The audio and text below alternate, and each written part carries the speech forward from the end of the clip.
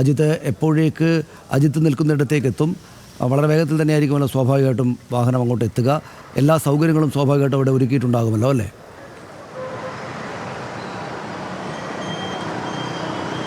സനീഷ, ഏതാണെങ്കിലും സാധാരണ ആംബുലൻസ് സഞ്ചരിക്കുന്ന പകുതി സമയം കൊണ്ട് ഇവിടേക്ക് ആംബുലൻസ് എത്തുമെന്നുള്ളതാണ് നിലവിൽ നമുക്ക് ലഭ്യമാകുന്ന വിവരം. അത്തരത്തിൽ വഴികളിൽ വേണ്ട ക്രമീകരണങ്ങളെല്ലാം ഒരുക്കിയിട്ടുണ്ട്. അത് പോലീസ് അത് ക്രോഡീകരിച്ചുകൊണ്ടാണ് ഏതൊക്കെ പോയിന്റുകളിൽ എത്തിയെന്ന് നോക്കിയതിന് ശേഷമാണ് ക്രമീകരണങ്ങൾ അടക്കം ഏർപ്പെടുത്തുന്നത്. അത്തരത്തിലുള്ള ക്രമീകരണങ്ങളെല്ലാം കോട്ടയം ജില്ലയിലും പൂർത്തിയാണ്.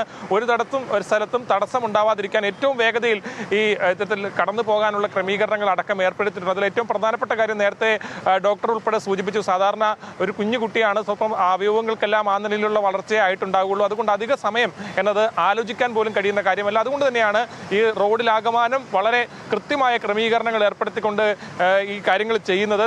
ഒരു സങ്കടകരമായ കാര്യം എന്ന് പറഞ്ഞാൽ ഈ അപകടം നടക്കുന്നത് കോട്ടയത്ത് വെച്ചാണ്. ഇത്തരത്തിൽ ആ പള്ളത്ത് വെച്ച് അപകടം ഉണ്ടാകുമ്പോൾ അതിൻ്റെ ദൃശ്യങ്ങൾ ഉൾപ്പെടെ ആ കുടുംബം സഞ്ചരിച്ച കാറിലേക്ക് മറ്റൊരു വാഹനം ദിശ തെറ്റി വന്ന് ഇടിക്കുകയായിരുന്നു. അന്ന് ആലിന് മാത്രമായിരുന്നു അത്തരത്തിലെ അപകടത്തിൽ ഗുരുതരമായി പരിക്കേൽക്കുന്ന സ്ഥിതി ഉണ്ടായിരുന്നത്. മാതാപിതാക്കൾ കൂടെ ഉണ്ടായിരുന്നു. സനീഷ്, അതിൽ ഏറ്റവും സങ്കടകരമായ കാര്യം അതാണ്. കുട്ടി ഒപ്പമുണ്ടായിരുന്ന മാതാപിതാക്കളാണ്. അവിടെ വെച്ച് കുഞ്ഞിൻ്റെ അവസ്ഥ അവർക്ക് അറിയാമായിരുന്നു. പിന്നീട് ആശുപത്രിയിലെത്തി അവിടെ നിന്ന് ഓരോ ഘട്ടവും ഡോക്ടർമാരോട് സംസാരിക്കുമ്പോഴൊക്കെയും അവർക്ക് ഈ വിവരങ്ങൾ അറിയായിരുന്നു. പക്ഷേ ആ യാഥാർത്ഥ്യം തിരിച്ചറിയുക, അതെത്ര വലിയ ട്രോമയാണ് ഒരു മനുഷ്യർക്ക് ഉണ്ടാക്കുന്നതെന്ന്, മാതാപിതാക്കൾക്ക് ഉണ്ടാക്കുന്നതെന്ന് നമുക്ക് പറയേണ്ട കാര്യമില്ല. പക്ഷേ ആ യാഥാർത്ഥ്യം തിരിച്ചറിഞ്ഞിട്ട് ഇപ്പോൾ ഇങ്ങനൊരു നിലപാടാണ് സ്വീകരിക്കേണ്ടത്. അത് ഞങ്ങളുടെ കുഞ്ഞിലൂടെ കുറേയധികം 4 പേർ പുതുജീവൻ കാണും, ഒരു പുതിയ ചിരി ഉണ്ടാകും. ഞങ്ങളുടെ അജിത്ത്, ഞാൻ അജിത്തിലേക്ക് വരാം. ഇപ്പോൾ കോട്ടയത്ത് നിന്നാണ് അജിത്ത് വിവരങ്ങൾ നൽകുന്നത്.